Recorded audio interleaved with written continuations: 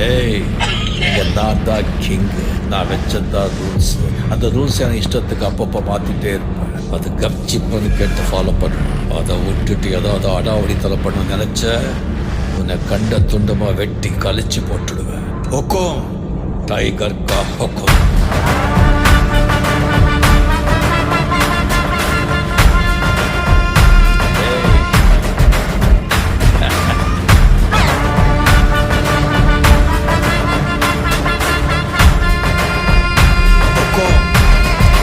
tiger का